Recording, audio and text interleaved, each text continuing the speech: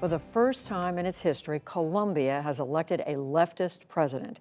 Gustavo Petro is a former guerrilla turned mayor of Bogota and then a senator.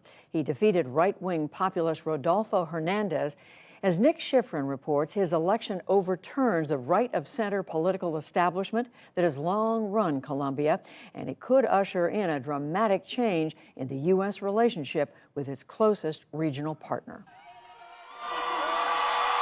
In Colombia's capital last night, a population hungry for change cheered the man who promises transformation.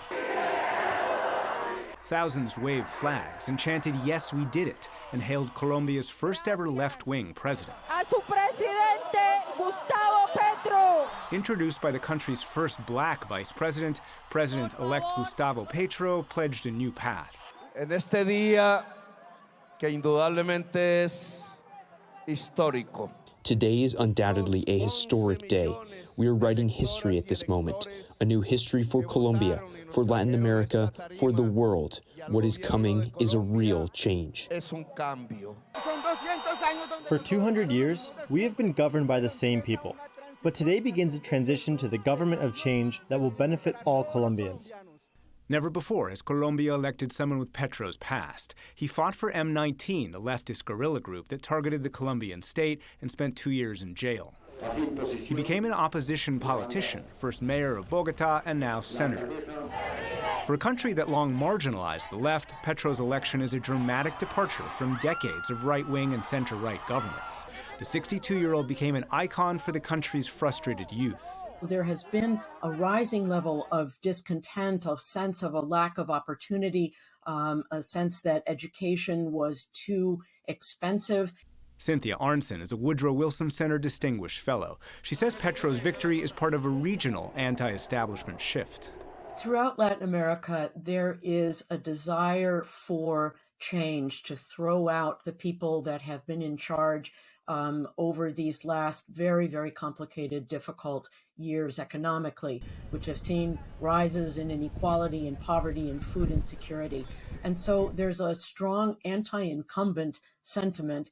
For decades, Colombia has been the United States' strongest regional ally. The two militaries work together. Colombia is the U.S.'s largest regional trading partner.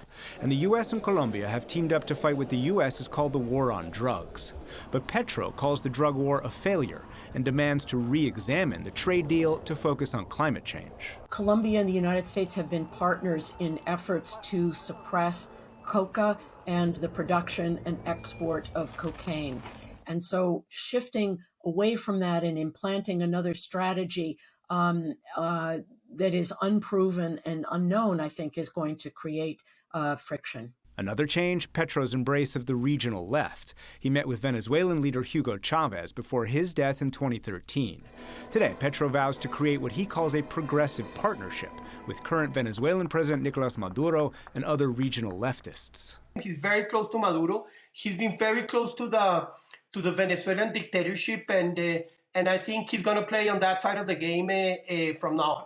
Francisco Santos Calderon was Colombia's former vice president from 2002 to 2010.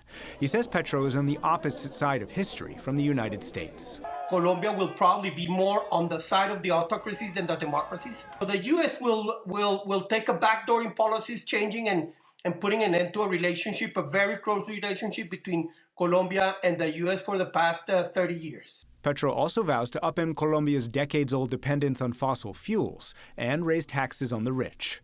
His victory comes 6 years after the armed leftist rebel group FARC agreed to stop its guerrilla warfare and embrace the political process. Another first in this year's election, Vice President Francia Marquez, a former maid, miner, and farmer turned environmental activist. And I was really struck in her acceptance speech last night when she talked about this was a government now for the people with calloused hands, for the nobodies in Colombia. Petro promises a government for the people, but his sweeping reforms may be hard to implement as Colombia ventures into the unknown. For the PBS NewsHour, I'm Nick Schifrin.